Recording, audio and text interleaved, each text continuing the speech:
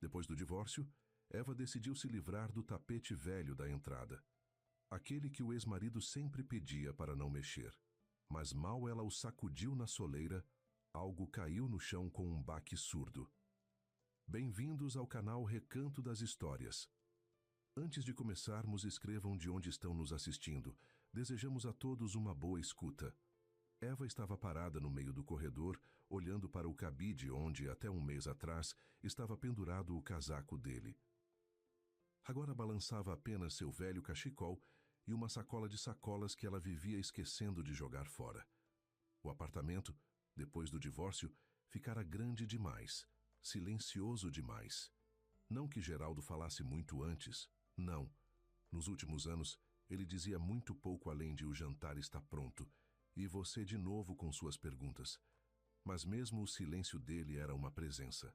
Agora, vazio. A geladeira zumbia, a torneira da cozinha pingava de leve, e a televisão dos vizinhos murmurava do outro lado da parede. Era tudo.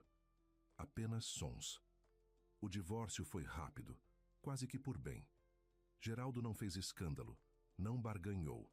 Só queria que tudo passasse em silêncio. Eva até se surpreendeu na época. Achava que seria pior. 22 anos juntos. A filha cresceu e foi estudar fora, e eles ficaram a sós, e de repente perceberam que não havia mais nada entre eles. Era o que ela pensava então. Simplesmente esfriaram, simplesmente se afastaram, simplesmente pararam de conversar sobre qualquer coisa. Geraldo levou seus pertences em 3 viagens, cada vez chegando com uma grande mochila esportiva, dobrando camisas, pegando livros, algumas pastas, e ia embora sem olhar para trás. Eva preparava um café para si mesma e ficava sentada na cozinha enquanto ele remexia nos cômodos. Assim era mais fácil. Passou um mês, depois o segundo. Eva foi aos poucos se acostumando ao novo ritmo. De manhã, café, trabalho na UBS até às 3, depois mercado, depois casa. Aos sábados ligava para a filha, Natália. A menina contava sobre a faculdade, o alojamento, um garoto do grupo paralelo.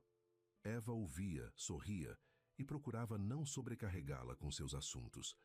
Natália sabia do divórcio, ficou preocupada, convidou a mãe para visitá-la, mas Eva desconversava. "Deixa pra lá, eu não sou nenhuma velha, dou conta sozinha." E ela realmente dava conta.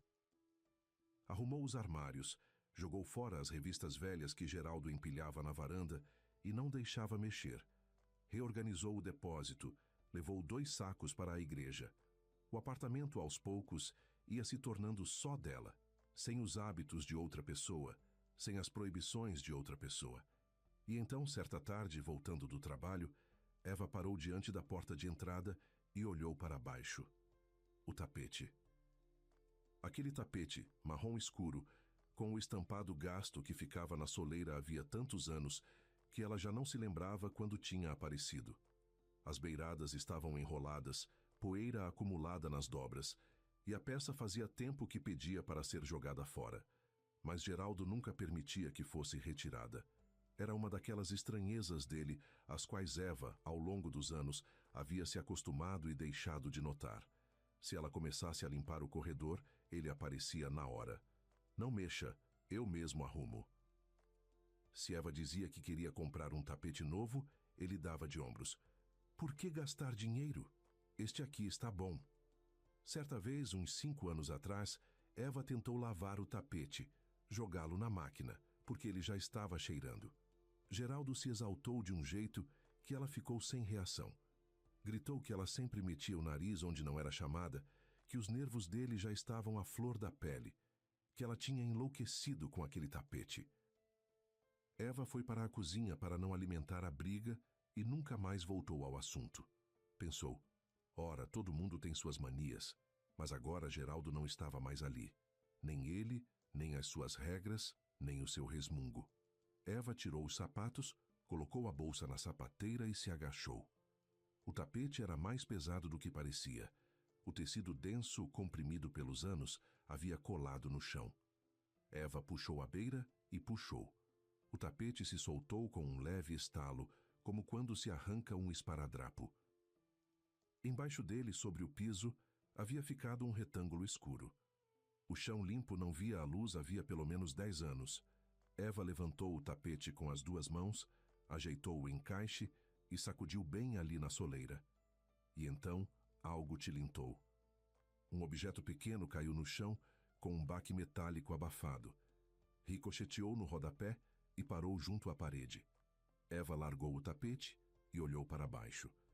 No chão, havia um pequeno molho com 2 chaves num anel fino. Uma comum amarelada como de caixa de correio. Na outra pendurava um chaveiro metálico com o número 47. Eva pegou o molho e rodou entre os dedos. Ela tinha certeza. Não era da porta do apartamento, nem da garagem, nem do sítio da sogra. Então, da dobra do tapete, escorregou uma folha de papel dobrada ao meio. Depois, alguns recibos pequenos e amarelados e uma fotografia, pequena, impressa em papel comum, do tamanho de um cartão postal. Eva sentou no chão ali mesmo, sem se preocupar com as meias ou com o piso sujo. Abriu a folha. As mãos tremiam levemente, mas não era de frio. Era um contrato de locação, uma cópia impressa, com carimbo e assinaturas. Apartamento de 1 quarto. Condomínio na outra ponta da cidade, apartamento número 47. Data de assinatura, início do ano anterior. Locatário, Meireles Geraldo Paulo. Eva releu a data 2 vezes. Início do ano anterior. O que significava que o apartamento havia sido alugado ainda quando eles moravam juntos. Quando ele chegava em casa todas as noites, sentava à mesa, comia as almôndegas, assistia ao noticiário e reclamava que o salário tinha atrasado de novo. Ela virou a fotografia. Nela, Geraldo estava num corredor. Não o deles, mas um desconhecido, com papel de parede claro e uma sapateira branca nova.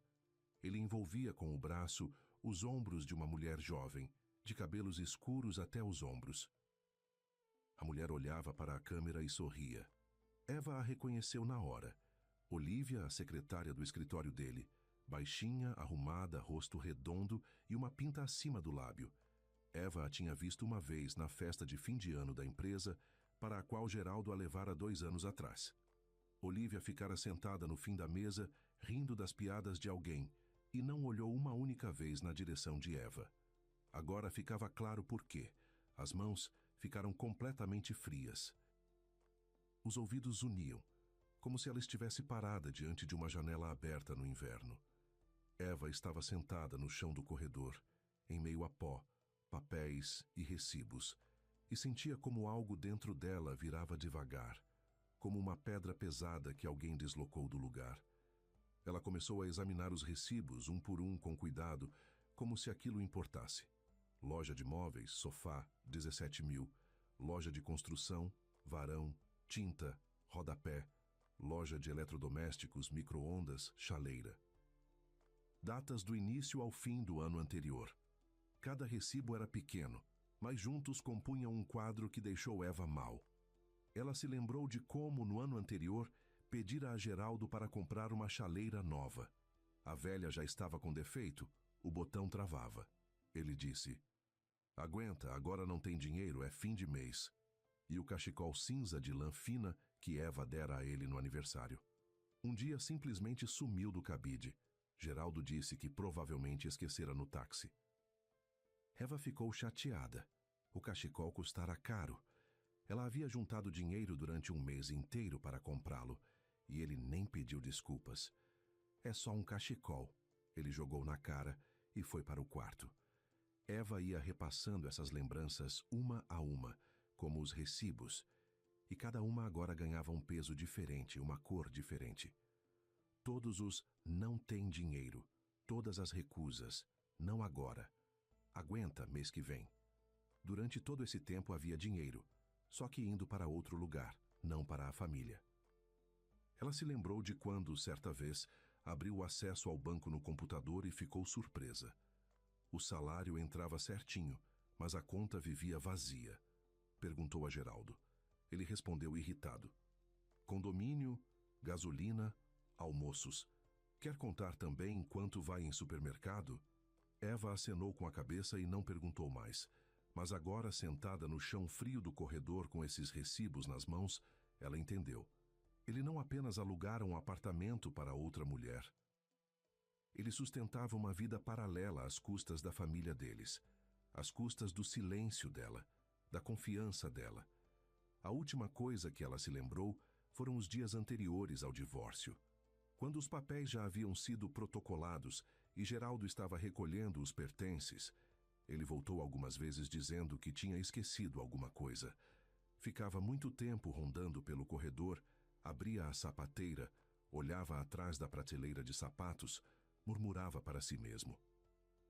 Uma vez, Eva saiu da cozinha e o viu ajoelhado junto à porta, passando a mão por baixo da sapateira.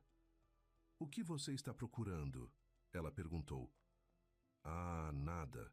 Um molho velho deve ter caído por aí", respondeu ele, sem olhar para ela. Eva deu de ombros e voltou para a cozinha. Pensou que eram os nervos, que uma pessoa está se divorciando e não consegue achar uma ninharia. Acontece. Agora tudo se encaixava. Ele estava procurando exatamente esse molho. A chave reserva do apartamento 47, escondida certa vez embaixo do tapete para não carregar consigo e não se comprometer, e havia esquecido exatamente onde havia colocado. E Eva nunca havia levantado o tapete em todos esses anos porque ele proibia. Eva recolheu todos os papéis devagar, juntou em uma pilha, pôs as chaves e a fotografia por cima e se levantou do chão. Os joelhos estavam dormentes, as costas fisgaram. Ela foi até a cozinha, ligou a chaleira, a nova, comprada depois do divórcio, e sentou à mesa. Diante dela estava uma pequena pilha de papéis que havia virado de cabeça para baixo tudo o que ela pensava sobre o próprio casamento. 22 anos. E assim. Eva estava sentada, olhando pela janela para o poste lá fora. E pela primeira vez não pensava em nada. Não chorava, não sentia raiva, não tentava entender. Simplesmente estava sentada, como uma pessoa que levou uma pancada e ainda não sentiu a dor. A chaleira ferveu, deu um clique e silenciou.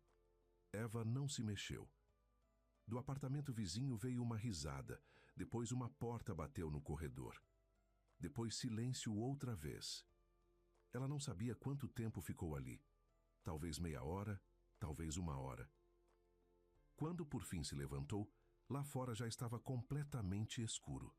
Eva guardou os papéis na gaveta do cômoda, deitou na cama sem se trocar e ficou muito tempo olhando para o teto. O sono não vinha. Na cabeça, como num filme em câmera lenta, rolavam as imagens. O rosto dele no jantar quando dizia não tem dinheiro, a irritação dele com o tapete, o arrastar de pés no corredor nos últimos dias. Tudo agora parecia completamente diferente. Não as esquisitices de um homem cansado, mas um sistema de mentiras bem azeitado, no qual Eva não era esposa, mas cenário. Antes do amanhecer, ela finalmente cochilou. E quando acordou, a primeira coisa que fez foi olhar para o cômoda, onde estavam os papéis. Eles não foram a lugar nenhum, então não foi sonho. Eva se lavou, fez café, tomou de pé junto à janela e tomou uma decisão. Ela iria ao endereço do contrato. Não para fazer escândalo, não para chorar. Ela simplesmente queria ver com os próprios olhos, confirmar que era real, e olhar para o rosto dele quando ele percebesse que ela sabia. O ônibus chegou quase vazio naquela manhã de dia útil. Todo mundo já estava no trabalho.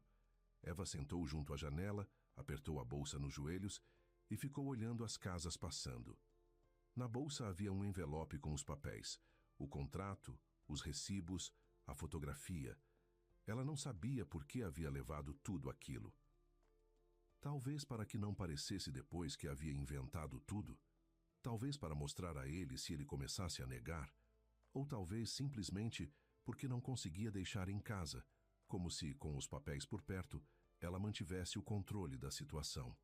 A viagem foi atravessando a cidade inteira. O ônibus sacudia nos buracos, o motorista freava bruscamente a cada parada e Eva vivia se agarrando no apoio. Ela olhava pela janela e não reconhecia aquela parte da cidade.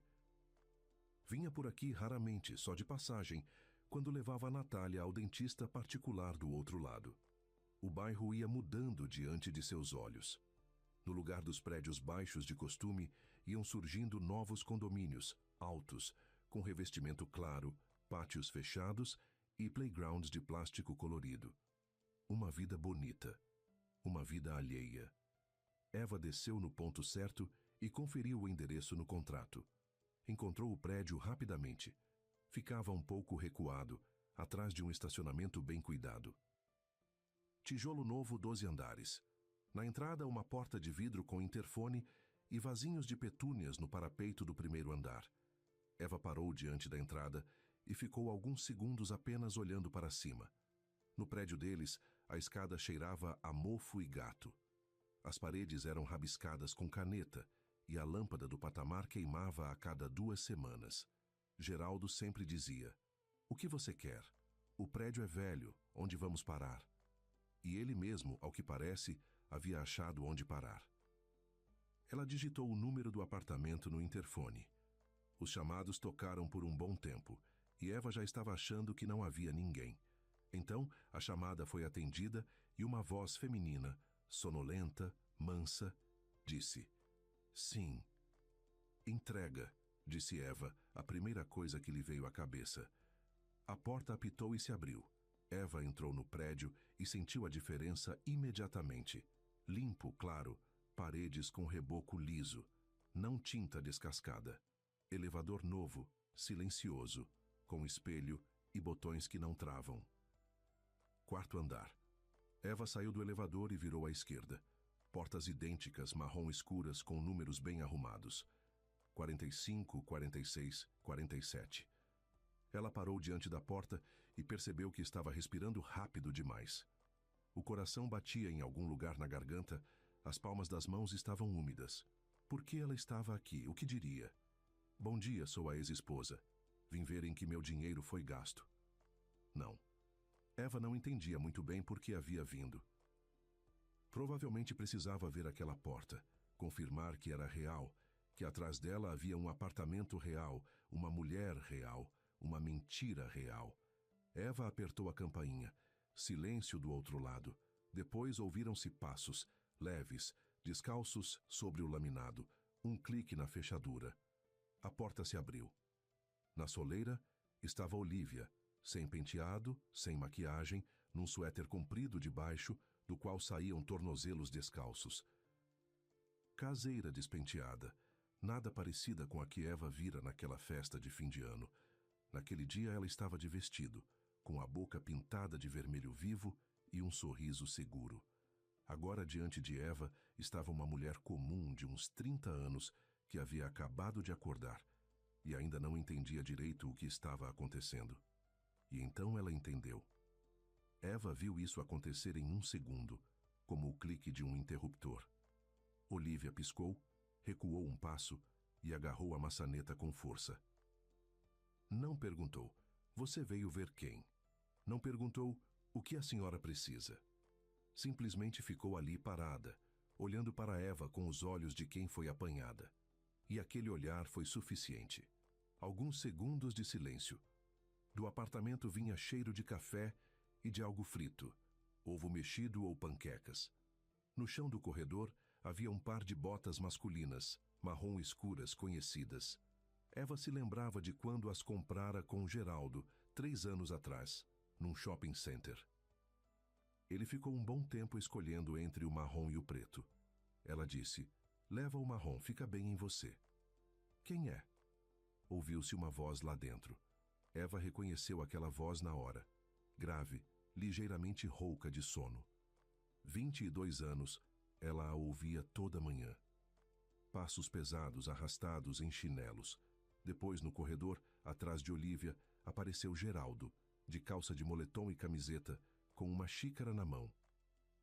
Ele vinha caminhando, olhando para a xícara e dizia no caminho: "Olívia, se for o motoboy de novo, fala que..." Ele ergueu os olhos, viu Eva e se calou.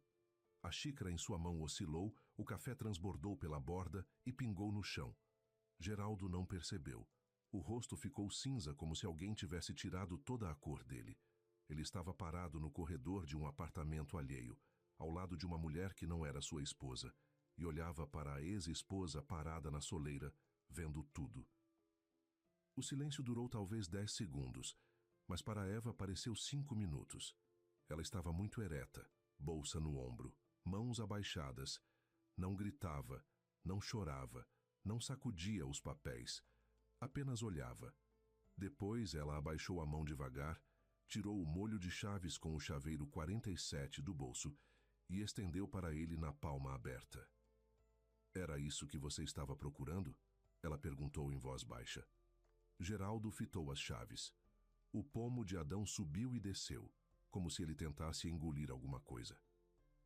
Olívia, atrás dele, recuou mais um passo e cruzou os braços sobre o peito, como se estivesse com frio.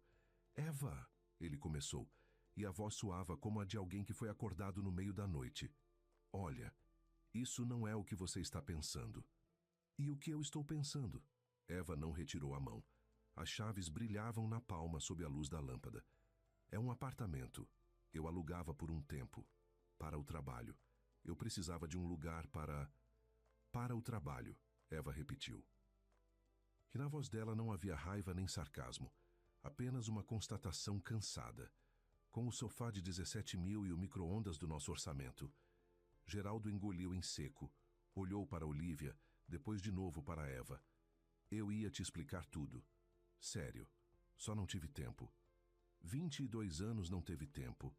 Eva não levantava a voz, falava como se estivesse ditando um endereço nos correios, igualmente, claramente, sem entonação. E por isso era ainda mais pesado para Geraldo do que se ela estivesse gritando. Olívia estava funda no corredor e calada. Eva olhou além de Geraldo para dentro do corredor daquele apartamento e começou a reconhecer as coisas. O cachecol cinza de lã fina estava pendurado no gancho perto do espelho. Aquele mesmo que ela dera de presente no aniversário. Aquele que ele esquecera no táxi. E no encosto da cadeira no cômodo, Eva se inclinou ligeiramente e viu de relance. Estava uma manta verde de lã com franjas nas bordas. Eva a comprara no outono passado e 1 semana depois ela desapareceu. Geraldo disse: "A traça deve ter jogado fora." Eva ficou chateada. A manta não tinha sido barata. Ele não estava simplesmente mentindo. Ele estava construindo uma segunda vida com as peças da primeira, carregando pedacinho por pedacinho o cotidiano deles e trazendo para cá, para esse apartamentinho caprichado com papel de parede novo, para a mulher que era mais jovem, mais quieta e não fazia perguntas. "Geraldo", disse Eva, e ele estremeceu ao ouvir o nome completo, sem o G costumeiro. "Não vou conversar com você aqui. Vim por uma única razão. Confirmar." "Confirmar o quê?" Ele forçou. "Que eu não me enganei." Eva abaixou a mão e as chaves escorregaram de volta para o bolso. Ela se virou e foi em direção ao elevador. Atrás dela, soou a voz de Olívia, um sussurro rápido e assustado. "Geraldo, você disse que ela não sabia." E a resposta dele, raivosa e sufocada: "Cala a boca, agora não." Eva apertou o botão do elevador e ficou parada, olhando para as portas fechadas. O coração ainda batia rápido, mas as mãos já não tremiam. Atrás dela, uma porta bateu. Geraldo saiu para o patamar. "Eva, espera." Ela não se virou. "Eva, vamos conversar como gente adulta. O que você está arranjando? A gente já se divorciou. O que te importa onde eu moro?" O elevador chegou. As portas se abriram. Eva entrou e só então se voltou para ele. Geraldo estava parado no corredor, descalço, com a camiseta amarrotada e uma mancha de café nas calças. Ele já não era aquele homem seguro que durante 22 anos controlara tudo em casa, do orçamento ao tapete da entrada. Era um homem apanhado em flagrante, e toda a compostura havia escorrido dele como aquela gota de café da xícara. "Me importa sim", disse Eva, "porque você pagou por tudo isso com o nosso dinheiro em comum, e vou provar isso." As portas do elevador se fecharam. Eva desceu, saiu do prédio e foi em direção ao ponto de ônibus. As pernas estavam bambas, a cabeça leve e vazia, como depois de uma longa doença, quando se sai pela primeira vez na rua. Ela sentou num banco perto do ponto e ficou simplesmente parada por uns 10 minutos, olhando os carros que passavam. Era uma sensação estranha. Não raiva, não mágoa, não dor. Algo diferente. Como se você tivesse vivido por muito tempo num quarto com um espelho torto e se acostumado com o próprio reflexo, e então alguém te mostrasse um espelho normal e você visse que tudo estava entortado. Não você, o mundo ao redor. Todas as palavras dele, as promessas, as desculpas, tudo eram escoras para que o espelho torto não caísse. E ela ficou ali do lado, acreditando que era assim mesmo que devia ser. O ônibus chegou e Eva sentou no mesmo lugar, junto à janela. Do outro lado do vidro, passavam as mesmas casas novas, os mesmos playgrounds, os mesmos carros estacionados. Mas agora Eva via tudo de outro jeito. Ela não pensava em Geraldo, não pensava em Olívia. Pensava em si mesma, naqueles anos em que toda noite colocava um prato de jantar para ele e perguntava como tinha sido o dia. E ele mastigava as almôndegas dela e mentia, dia após dia, mês após mês. E nunca vacilou, nunca se enganou, nunca a olhou de um jeito que fizesse ela desconfiar. Eva voltou para casa na hora do almoço, tirou os sapatos no corredor, olhou para o retângulo escuro no piso, a marca deixada pelo tapete, e foi até a cozinha. Ligou a chaleira, tirou da bolsa o envelope com os papéis e colocou na mesa. Serviu chá, sentou e ficou muito tempo assim, abraçando a xícara com as duas mãos, aquecendo os dedos. Na cozinha o relógio batia, pela janela pombos caminhavam na cornija, e lá embaixo, no pátio, uma mulher chamava uma criança. Marquinho, vem para casa, Marquinho, estou mandando. Eva tomou um gole de chá, pousou a xícara e pegou o celular. Procurou na agenda o número de Sandra, ex-colega de faculdade que trabalhava como advogada em direito de família. Elas não se falavam havia uns 3 anos, desde o divórcio de Sandra. Eva, de modo geral, mal conversava com alguém. Não queria pena, não queria perguntas, mas agora não precisava de amiga, precisava de especialista. Sandra atendeu no terceiro toque. Eva, que surpresa, o que aconteceu? Sandra, preciso de uma consulta, não por telefone. Posso ir amanhã? Claro. Mas que caso é? Eva fez uma pausa. Depois disse: encontrei umas coisas depois do divórcio e acho que a partilha de bens precisa ser revista. Do outro lado da linha, Sandra também ficou em silêncio por um momento. Depois disse com calma, profissionalismo, sem perguntas desnecessárias: vem amanhã às 10. Traz tudo o que encontrou. A gente resolve. Eva pousou o telefone e olhou pela janela. O poste lá fora ainda não havia acendido. Era cedo demais. O dia ia minguando devagar, e o céu tomava aquela cor cinza arroxeada que só existe no outono. Eva estava sentada e, pela primeira vez em todo esse tempo, sentiu algo parecido com um chão firme sob os pés. Não alegria, não alívio, simplesmente clareza. Ela sabia o que iria fazer a seguir, não porque quisesse se vingar, mas porque não queria mais fingir que nada havia acontecido. O escritório de Sandra ficava no segundo andar de um velho prédio espremido entre uma farmácia e um ateliê. Eva subiu pela escada rangente, empurrou a porta com a placa Consultório Jurídico e se viu numa pequena recepção que cheirava a café e a papel. A secretária, uma senhora de óculos com cordão, acenou para a porta no fundo do corredor. Doutora Sandra está esperando. Sandra estava sentada atrás de uma mesa coberta de pastas, digitando algo rapidamente no notebook. Quando viu Eva, levantou, abraçou-a brevemente, de modo prático, e apontou para a cadeira à frente. Senta.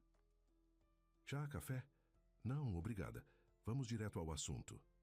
Sandra sentou, uniu as mãos sobre a mesa e olhou para Eva atentamente, como um médico que já está suspeitando do diagnóstico, mas aguarda o paciente contar por si mesmo. Eva tirou o envelope da bolsa, abriu e espalhou tudo sobre a mesa. O contrato de locação, os recibos, a fotografia, o molho de chaves. Organizou com cuidado, em fila, como peças de exposição. Sandra tomou o contrato em silêncio, correu os olhos, deixou de lado. Depois os recibos, um por um, lendo devagar as datas e os valores. A fotografia olhou por último, demorou no rosto de Geraldo e a colocou de volta sobre a mesa, com a face virada para baixo. Conta tudo, ela disse. Tudo do começo. E Eva contou. Desde o princípio, desde o tapete, desde aquela tarde em que decidiu arrumar o corredor. Como as chaves caíram, como desdobrou o papel, como foi até o endereço, como Olívia abriu a porta e no rosto dela não havia surpresa, apenas medo, como Geraldo saiu para o corredor com a xícara de café e ficou branco. Como ela reconheceu as próprias coisas no apartamento alheio, o cachecol, a chaleira, a manta. Sandra ouvia sem interromper. Só perguntou uma vez. O apartamento está em nome dele? Eva acenou com a cabeça. No contrato, o locatário era Meireles Geraldo Paulo. Sandra anotou algo no bloco e continuou ouvindo. Quando Eva terminou, o silêncio se instalou no escritório. Do outro lado da parede, na farmácia, tilintou um sininho na porta. Sandra se recostou na cadeira e ficou em silêncio por alguns segundos, tamborilando a caneta no bloco. Então, ela disse por fim, o que você encontrou é bom, mas para o tribunal precisamos de mais. Os recibos são prova indireta. Precisamos dos extratos da conta bancária conjunta, todo o movimento durante o período do contrato de locação. Se mostrarmos que da conta em comum saíam regularmente valores que coincidem com o aluguel e com essas compras, já é um argumento sólido. Posso solicitar o extrato? Perguntou Eva. A conta era conjunta, mas depois do divórcio não a uso mais. Pode. Você era cotitular da conta, e o banco é obrigado a fornecer o histórico de operações durante o período em que a conta esteve ativa. Escreve um requerimento. Leva o RG e a certidão de divórcio. Vou te dar o modelo. Sandra abriu a gaveta da mesa, tirou um formulário e começou a preencher à mão. Rápido e de memória. Mais um ponto. Ela continuou sem levantar a cabeça. A partilha de vocês foi por acordo ou por sentença judicial? Por acordo. Ele propôs. Eu aceitei. O apartamento ficou comigo. O carro ficou com ele. O resto dividido ao meio. E as economias? Que economias, Sandra? Eva deu um sorriso sem graça. Ele sempre dizia que não tinha dinheiro. Eu acreditava. Na conta, na hora do divórcio, havia uns 20 mil. Dividimos ao meio. Sandra ergueu os olhos e olhou para Eva por cima dos óculos. Esse é o ponto central.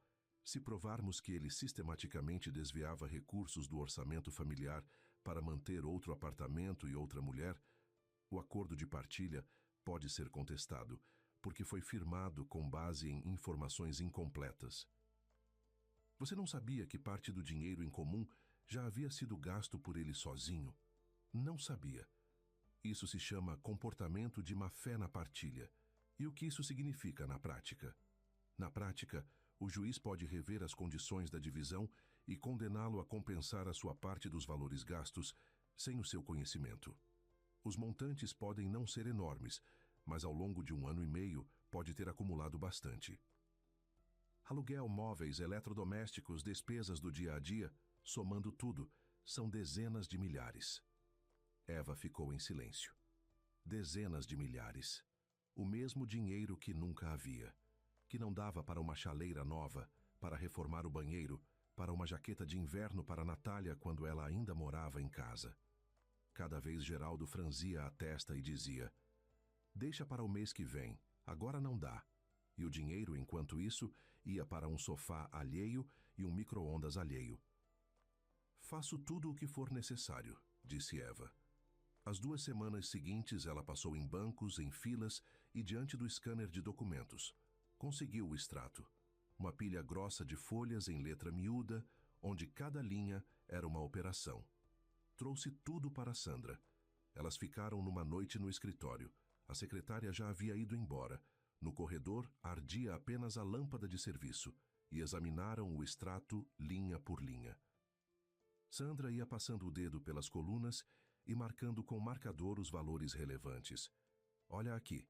Todo mês uma transferência no mesmo dia, mesmo valor. É o aluguel. E aqui. Ela virou a página.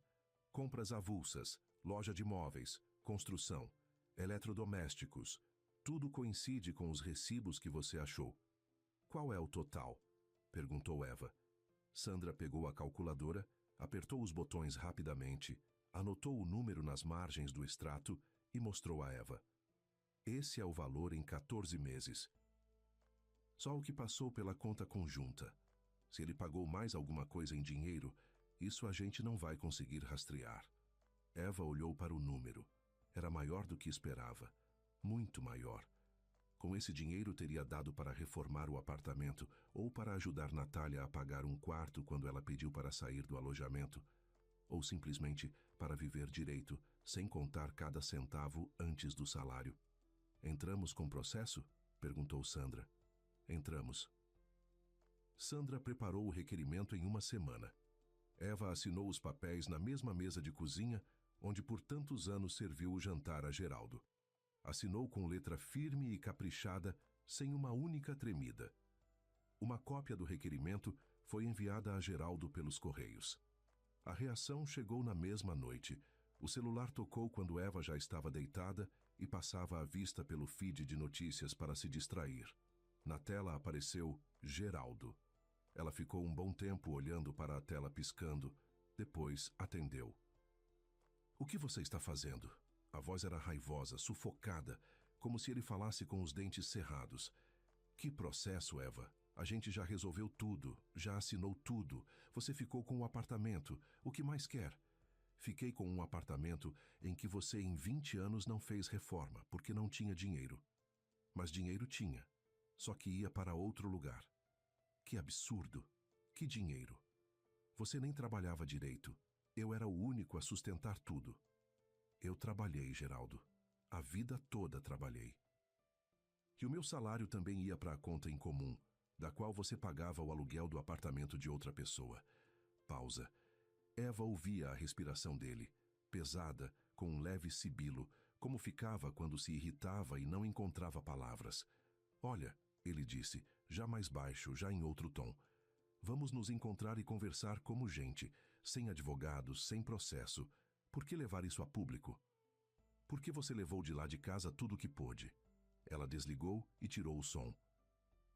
O celular ficou piscando com chamadas entrantes por um bom tempo. Geraldo ligava repetidas vezes, depois começou a mandar mensagens. Eva não leu, virou o celular com a tela para baixo na mesinha de cabeceira e apagou a luz. As ligações continuaram todos os dias. No começo, raivosas. Vai se arrepender, vou achar uma advogada melhor, você não sabe com quem está lidando. Alguns dias depois, o tom mudou. Geraldo passou a ligar de dia no intervalo do almoço, quando Eva estava no trabalho. Ela atendia uma vez em cada 5. Ficava parada rapidamente no corredor da UBS e ouvia. Eva, vamos com calma. Não nego que tinha um apartamento. Bom, aconteceu e aconteceu. A gente já se divorciou. Por que mexer nisso? Porque você pagava com o nosso dinheiro. Bom, não exatamente com o nosso. Bom, está bem, em parte. Mas eu podia gastar o meu também. Quem vai separar agora? A advogada vai separar. E ela desligava. Mais uma semana e começaram as súplicas. A voz de Geraldo era diferente. Quieta, suplicante, quase miserável. Ele ligava tarde da noite, quando Eva já tomava chá na cozinha, e dizia coisas que nunca havia dito antes. Eu errei, eu sei, mas a Olívia, ela não significa nada para mim. Sério, foi uma besteira. Eu me perdi, estava mal, entende?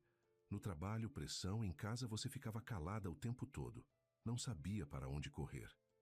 Eu ficava calada porque você não conversava, Eva respondeu.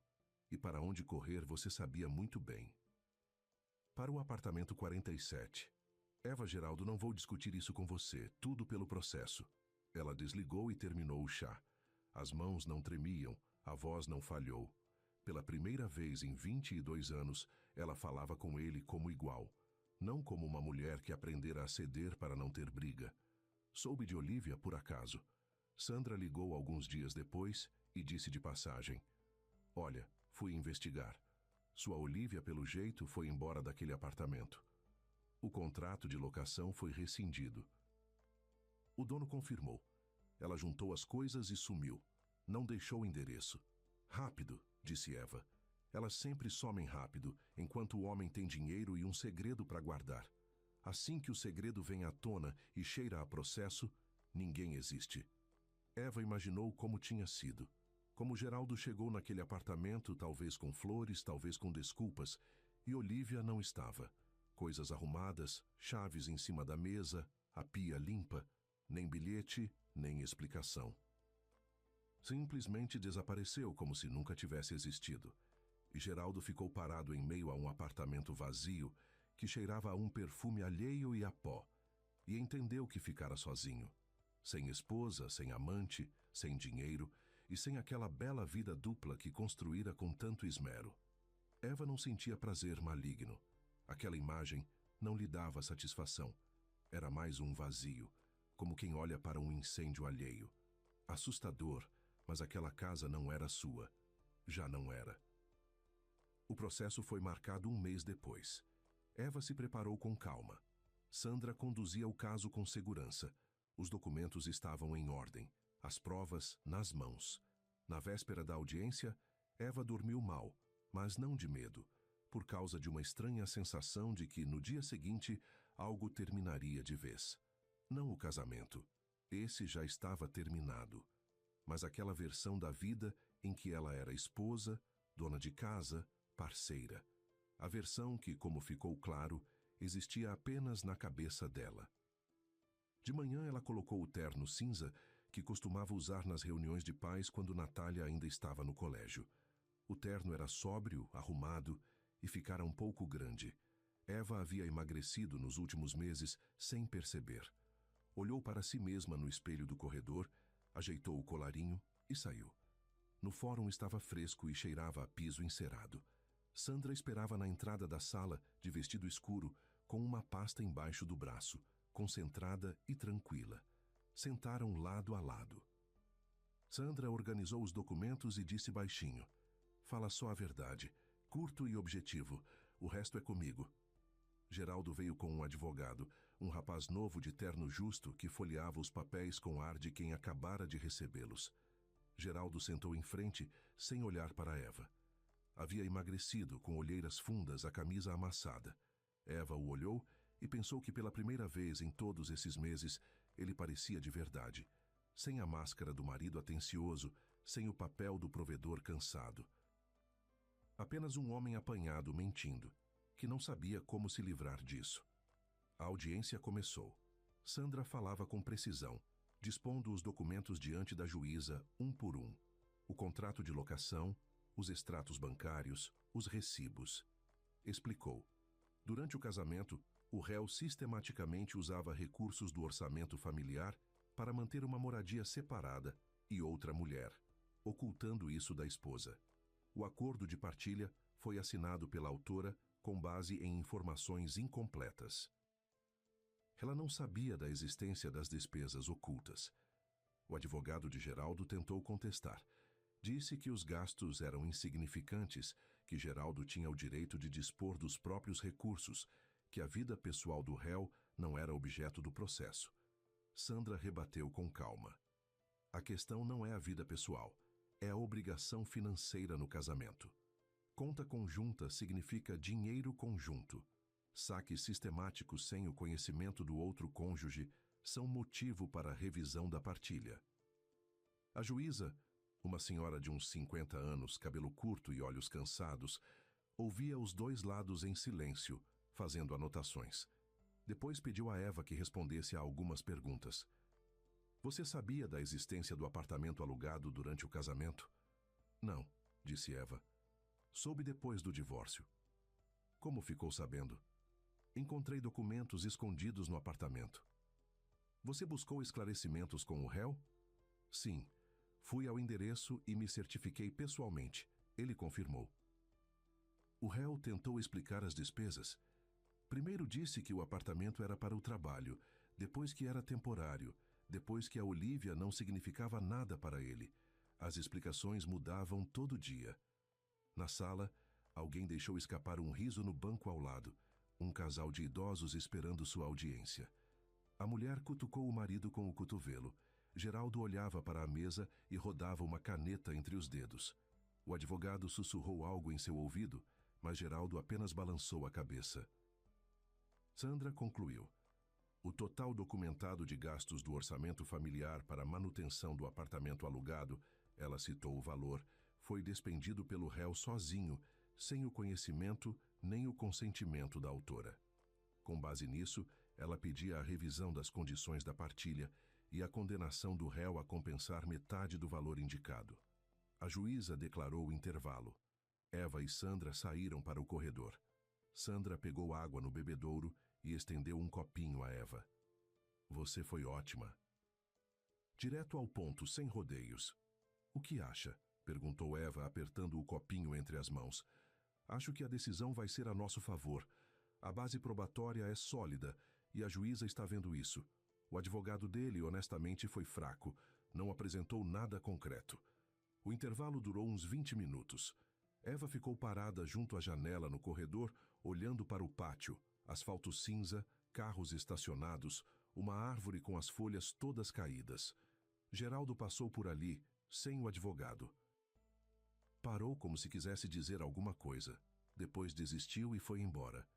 Eva reparou que ele andava mais curvado do que antes e que os sapatos eram aqueles mesmos, os marrons que ela havia ajudado a escolher. Quando a sessão retomou, a juíza leu a sentença. O pedido é deferido parcialmente. O juízo reconhece que o réu efetuou gastos do orçamento comum sem o conhecimento da cônjuge durante o casamento. As condições do acordo de partilha são revistas. O réu fica obrigado a compensar a autora pela metade das despesas documentalmente comprovadas. O valor arbitrado foi um pouco menor do que Sandra havia pedido. O juízo não levou em conta alguns recibos que não podiam ser associados com certeza ao apartamento alugado. Mas a parte principal foi reconhecida. Geraldo ouviu a sentença em silêncio. O advogado recolheu os papéis e saiu depressa. Geraldo ficou sentado, olhando para a frente. Eva se levantou, pegou sua cópia da sentença, colocou na bolsa e foi até a saída. Parou nos degraus do fórum. Era outono. O ar cheirava a folhas molhadas e escapamentos. Eva abotoou o casaco até o queixo, ajeitou a bolsa no ombro e respirou fundo. Não de vitória, não de alívio, apenas fundo como alguém que carregou algo pesado por muito tempo e finalmente pôs no chão. Sandra veio logo atrás, ficou ao lado dela. Bom, vamos para casa?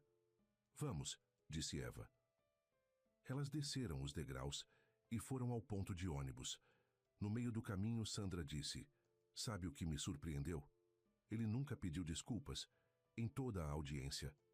Eva acenou com a cabeça. Ela também havia notado, mas não ficou surpresa. Em 22 anos, Geraldo nunca pediu desculpas nem pelas mentiras sobre o dinheiro, nem pelos gritos por causa do tapete, nem pelo cachecol sumido. Simplesmente não sabia fazer isso, ou não achava necessário. E agora, mesmo tendo sido apanhado, desmascarado e condenado, estava sentado em silêncio. Não porque estivesse sofrendo, mas porque ainda achava que não tinha nada para se desculpar.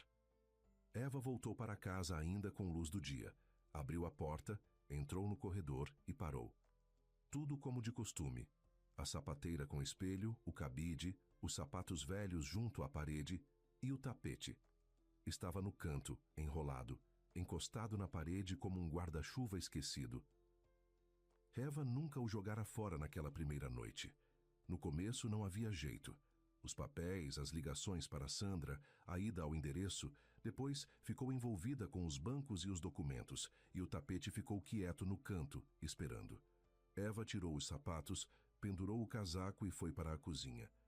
Ligou a chaleira, tirou do freezer manteiga e pão, cortou uma fatia, passou manteiga e sentou junto à janela.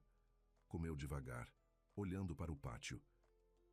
Lá embaixo, crianças andavam de bicicleta pelo último asfalto seco. E uma mãe jovem com carrinho estava parada perto do prédio falando ao telefone. Uma tarde comum, um pátio comum, mas dentro de Eva havia algo diferente. Não exatamente alegria. Até a alegria estava longe, mas uma quietude verdadeira, não vazia. Como se há muito tempo uma televisão estivesse ligada no quarto ao lado, e ela havia se acostumado tanto que não ouvia mais, e então alguém a desligou. E deu para ouvir o tic-tac do relógio, o farfalhar do vento lá fora, o gorgolejo da água no radiador. O mundo não foi a lugar nenhum, simplesmente ficou quieto. Eva terminou o sanduíche, tomou o chá e voltou para o corredor. Olhou para o tapete no canto. O tecido estava sujo, gasto até ficar esbranquiçado, com as beiradas enroladas, cheirando a pó e a piso velho. Eva o pegou com as 2 mãos, ajeitou para carregar melhor e saiu do apartamento. Desceu pela escada. 2 andares, as pernas ainda funcionam. No pátio estava fresco, cheirava a terra molhada e levemente a fumaça. Algum vizinho estava queimando folhas nos fundos, mesmo sendo proibido há muito tempo. As lixeiras ficavam atrás da esquina do prédio, perto das garagens. Eva chegou até elas, levantou a tampa e enfiou o tapete para dentro. O tecido caiu no fundo com um baque suave. Eva baixou a tampa e ficou parada, segurando a beira fria de metal. Ficou parada, olhando para a lixeira fechada, como se esperasse alguma coisa. Depois largou a borda, sacudiu as palmas das mãos e foi de volta. Na metade do caminho para o prédio, olhou para trás. A lixeira estava do mesmo jeito, nada havia mudado. Mas Eva teve a impressão de que estava mais leve. Não no peso, mas em geral, no corpo, nos ombros, no passo. Como se tivesse tirado um casaco que usava há tanto tempo que esquecera que era possível tirá-lo. Na primeira semana depois do processo, Eva simplesmente viveu. Foi trabalhar na UBS, atendeu pacientes, preencheu prontuários, almoçou na copa com colegas. Nada de especial. Mas as pequenas coisas começaram a mudar. Ela percebeu isso nem de imediato. Primeiro inconscientemente, depois já com clareza. Por exemplo, certa manhã ela estava parada no corredor e percebeu que o piso perto da porta, aquele retângulo escuro onde por anos ficara o tapete, não a incomodava mais. Eva foi a uma loja de utilidades e comprou um tapetinho pequeno, claro, de pelo curto, agradável ao tato, e pôs na entrada. Ficou em cima dele de meias e pensou: é tão simples assim. E normal. Sem nenhum segredo embaixo. Depois foi o corredor inteiro. Repintou as paredes. Antes eram verde pálidas, uma cor que Geraldo escolhera 15 anos atrás e não deixava mudar. Cor normal, o que você não gosta, dizia ele quando Eva tocava no assunto de reforma. Agora Eva foi à loja. Ficou um bom tempo diante dos mostruários de tintas, tocou as amostras e escolheu um bege quente, quase pêssego. A atendente, uma garota nova com piercing no nariz, perguntou: para quantos metros quadrados?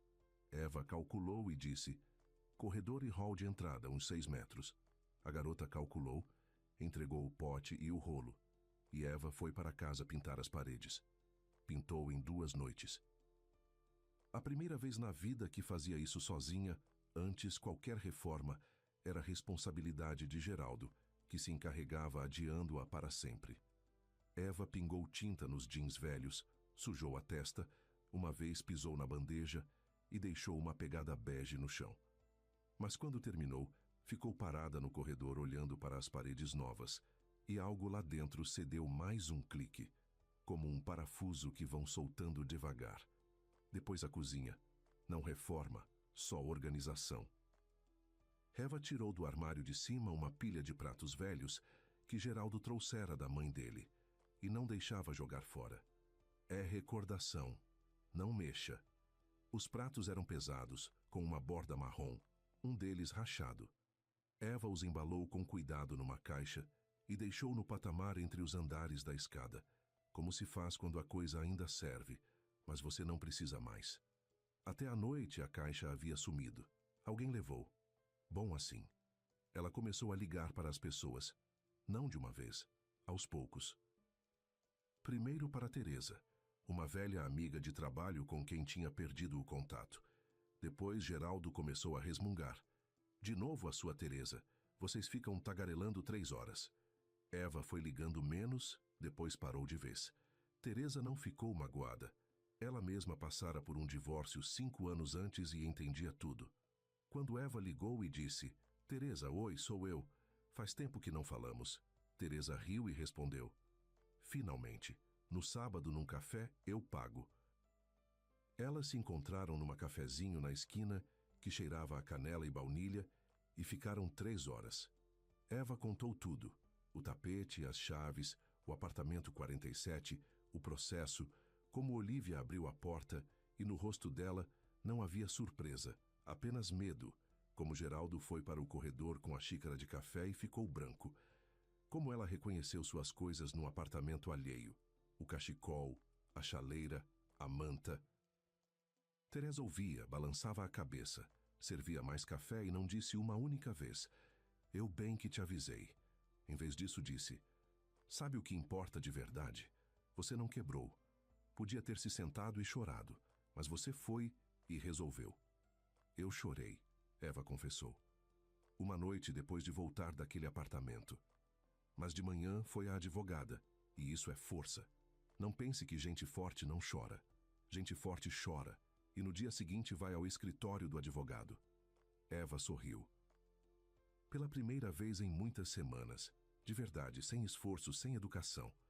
Depois ligou Natália, o telefonema habitual de sábado. Mas desta vez, Eva não desconversou nem disse que estava tudo bem. Contou à filha sobre o processo, resumido, sem detalhes, mas com honestidade.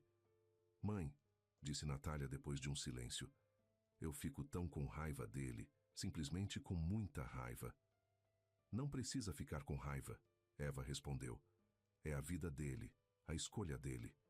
A gente agora é separado. Mas ele mentiu para você por tantos anos. Sim, mas eu não me engano mais, e isso é o que importa. Natália ficou em silêncio, depois disse: Mãe, vou aí no próximo fim de semana. Quero te abraçar. Vem, faço almôndegas. Suas almôndegas são um argumento sério. As duas riram, e Eva sentiu algo aquecer lá dentro. Não de repente, mas devagar, como um radiador frio para o qual finalmente deixam entrar água quente. As semanas passaram. O outono cobriu a cidade de chuva fina e anoiteceres precoces. Eva se acostumou ao novo ritmo. Trabalho, casa, às vezes café com Teresa, às vezes uma caminhada no parque se o tempo deixasse. Ela se inscreveu na biblioteca, não para pegar livros, mas para o clube de tricô que se reunia lá às quintas. 5 mulheres de diferentes idades, agulhas, chá em garrafinhas e conversa sobre nada. Eva não tricotava havia 20 anos. Os dedos não obedeciam. Os pontos escorregavam. Mas isso não importava.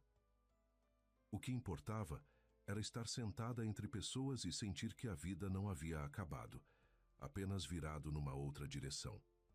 O reencontro com Geraldo aconteceu no meio do outono. Eva entrou depois do trabalho num supermercado. Precisava de manteiga, arroz e sabão em pó. Estava parada na prateleira dos cereais, comparando preços, quando ouviu uma voz conhecida atrás de si. Eva. Ela se virou. Geraldo estava parado com uma cestinha em que havia pão, um pacote de salsichas e uma garrafa de iogurte. Kit de solteiro. Estava mais velho do que 2 meses atrás no fórum. Rosto encovado, barba por fazer, o casaco mal abotoado com um botão errado. Sob os olhos não mais olheiras, mas bolsas de verdade, escuras e inchadas. Oi, disse Eva com neutralidade. Oi, como você está? Bem. Pausa. Geraldo passou a cestinha de uma mão para a outra, olhou para a prateleira de cereais, depois de novo para Eva. Olha, eu queria dizer que, bom, no geral, você tinha razão. Em tudo. Eu devia ter... Bom, tinha que ter feito de outro jeito. Eva olhou para ele e esperou. Talvez agora ele finalmente dissesse, me perdoa. Talvez agora saísse dele algo verdadeiro, sem desculpas e sem manobras. Mas Geraldo se calou, mastigou os lábios e acrescentou. A Olívia, aliás, foi embora de vez. Agora estou sozinho. Era tudo. Nem pedido de desculpas, nem arrependimento. Apenas queixa. Estou sozinho. como se Eva devesse ter pena.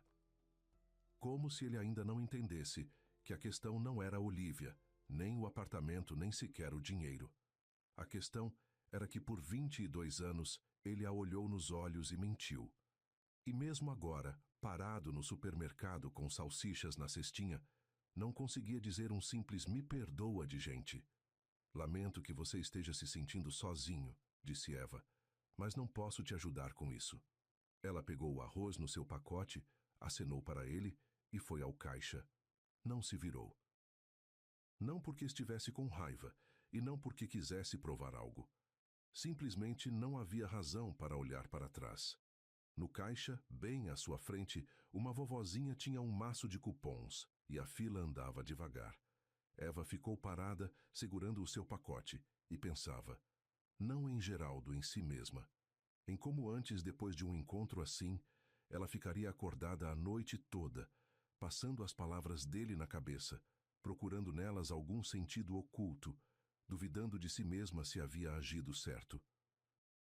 E agora nada. Encontrou, conversou, foi embora. Como com um vizinho de prédio. À noite, Eva chegou em casa, arrumou as compras, fez arroz com manteiga. Simples, como na infância, quando a mãe punha um prato na frente dela e dizia: "Come, filha, arroz é força." Comeu, lavou a louça, enxugou a mesa, foi para o corredor, ficou em pé no tapetinho novo e claro. Olhou para as paredes bege recém-pintadas, para o cabide arrumado, para o espelho em que se refletia uma mulher de 54 anos, com olhos cansados, mas tranquilos. Aquele corredor era dela. Aquela casa era dela. Aquela vida, enfim, era só dela. Eva apagou a luz, foi para o quarto e se deitou. Lá fora, chovia fino e silencioso. O poste na esquina do prédio iluminava as gotas de amarelo, e as sombras deslizavam devagar pelo teto. Da parede, ao lado dos vizinhos, vinha uma música suave, algo velho, daquelas melodias que tocavam no rádio na sua juventude. Eva fechou os olhos e pensou: que estranho como uma coisa só pode virar tudo. Um tapete velho, sujo, gasto, que não servia a ninguém. E embaixo dele estava a verdade que lhe escondera por anos. E o mais assustador não foi que a verdade revelada era cruel. O mais assustador foi perceber como teria sido fácil não a encontrar, se não tivesse resolvido fazer faxina. Se tivesse obedecido ao hábito dele e não mexido no tapete, se tivesse continuado vivendo sem fazer perguntas. Mas ela mexeu, levantou, sacudiu, e tudo desmoronou. Às vezes o segredo mais assustador não está no celular nem no bolso. Às vezes ele fica por anos ali mesmo, debaixo dos seus pés. E o mais difícil não é encontrá-lo, é finalmente decidir levantá-lo e ver o que está lá. Obrigado por nos ouvir. Com vocês o canal Recanto das Histórias. Pedimos desculpas por eventuais erros. Escrevam nos comentários o que acharam. Se gostaram, assinem o canal.